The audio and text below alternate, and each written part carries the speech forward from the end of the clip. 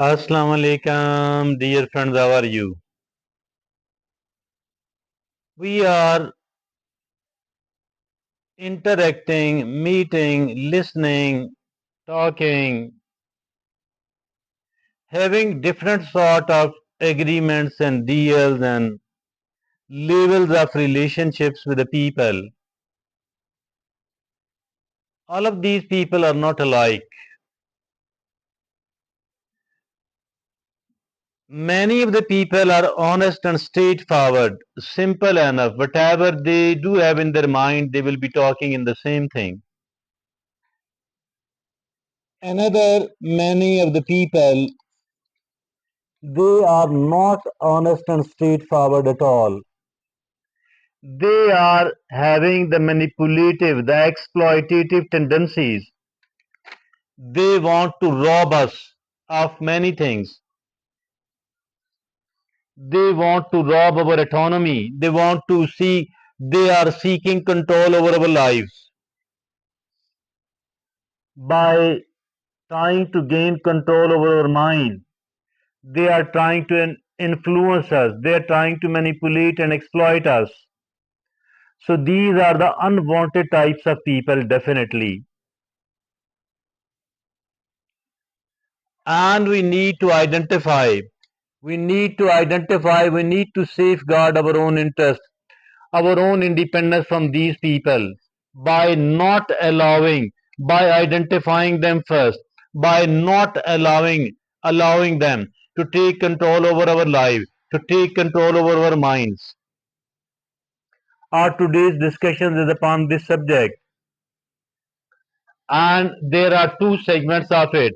In the first segment, we will discuss that why it is so important, why it is so crucial to maintain the control over our own mind and not to let anybody take control over our life or mind.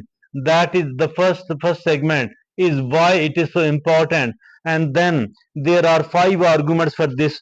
They then, in the second segment, there are 10 ways to protect our mind from going into the control of another person, from not allowing anybody to gain control over our mind. Let's go to the segment 1, which says why it is that much important to maintain, to retain the control over our own mind. That is number 1. It is the autonomy. What is autonomy? Maintaining independence and self-governance. Yes, maintaining independence and self-governance as far our mind is concerned, as far our life is concerned. So that is the number 1. It is autonomy. Number 2, it is the individuality. It is individuality by, by preserving unique thoughts of ours, unique beliefs of ours, and unique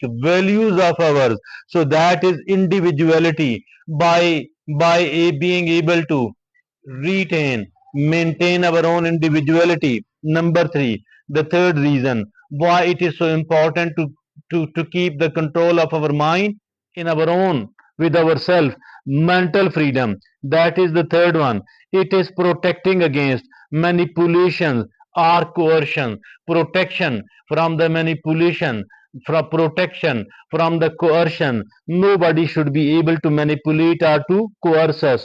Now, the fourth bigger reason why we don't need to allow our mind to go into the control of another person, it is the self trust, developing confidence in one's own decision making. We have to develop the confidence in one's own decision making, one's own selection of the choices. Do not allow, that is what other people, some of the other people who are having the manipulative, the exploitative, the coercive tendencies, they are trying to gain the control over our mind. So it is the self trust. I won't allow it at all.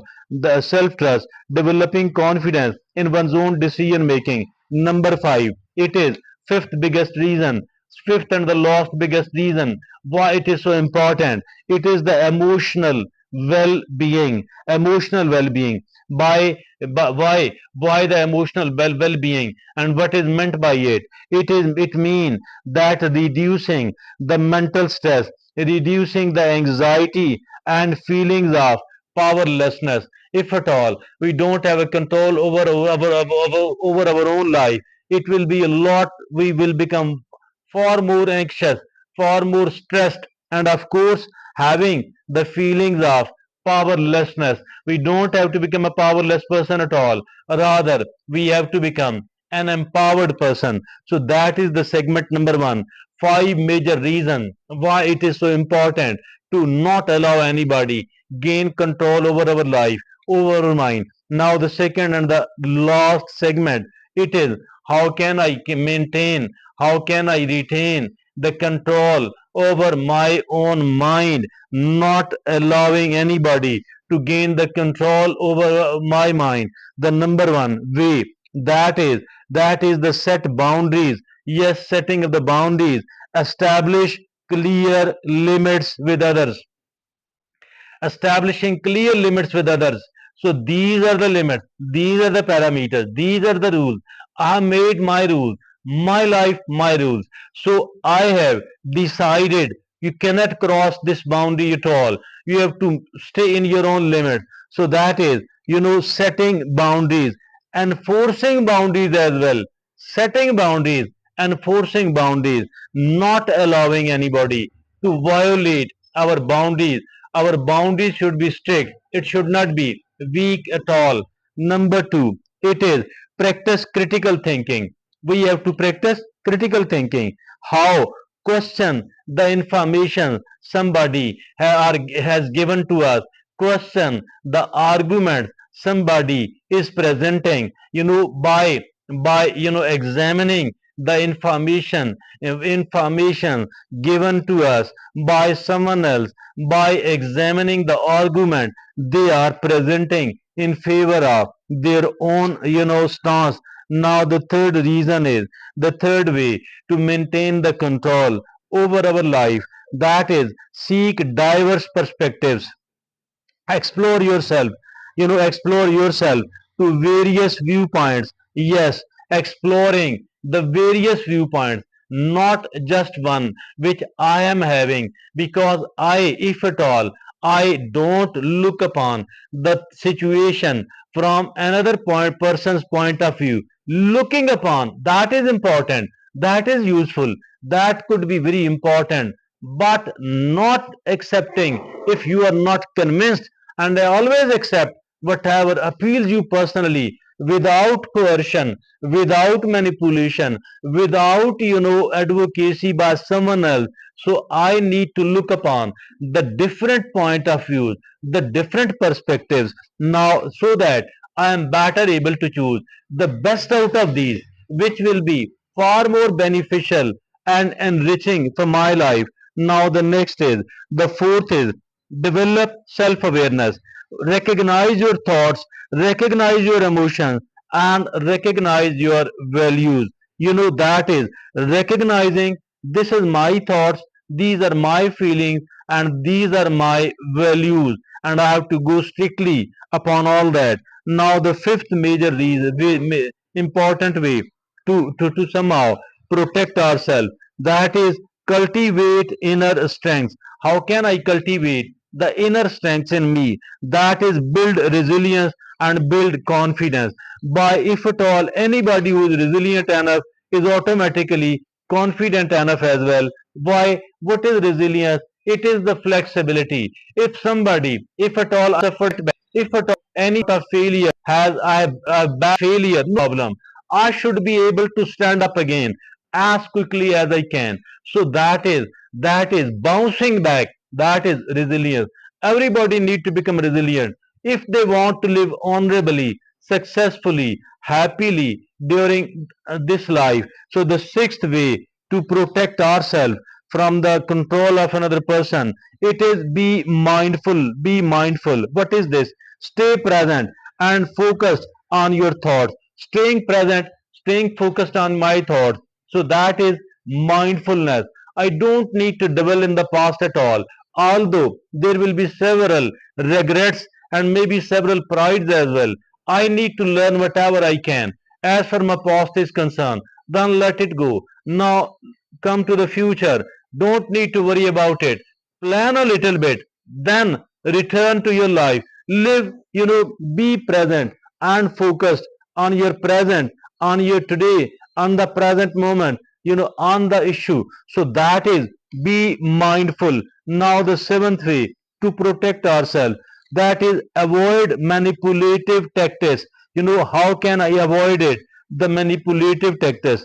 So that is recognize and resist. Recognizing on the one hand, then of course resisting, fighting. What it is the guilt feeling. But they are trying to guilt inside us. They are trying to produce the guilt inside us. I don't have to accept it. They are trying to gaslight us. Why?